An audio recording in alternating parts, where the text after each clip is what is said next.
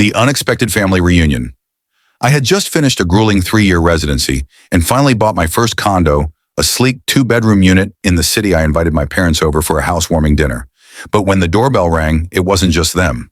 My older sister Sarah, her husband, and their twin toddlers were standing there with 4 oversized suitcases. Before I could say hello, Sarah pushed past me saying, "Oh, thank God the elevator is so slow. Kids, go find the playroom." The logical proposal.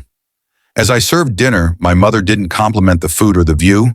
Instead, she sighed and looked at my second bedroom, which I use as a home office for my telehealth shifts. "You know," my dad started, "Sarah and Mike's landlord just hiked their rent by 40%. They have to move out by the end of the month." I told them I was sorry to hear that and offered to help them look for listings. Sarah laughed a sharp, bitter sound. "Why would we look for listings when you have a perfectly good second bedroom? We've already talked it over with Mom and Dad. We're moving in here for a year to save for a down payment."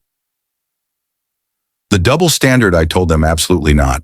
I work from home, and there isn't enough space for 4 extra people. My mother's face instantly hardened. "You're a doctor now," she said. "You're making rich person money. It's your responsibility to carry the family. Besides, you're always at the hospital anyway. You won't even notice they're here." That's when I reminded them of 4 years ago. I had been short on my med school tuition and asked my parents for a small loan.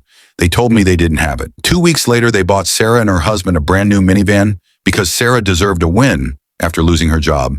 When I asked why they helped her and not me, my dad said, "You're the smart one.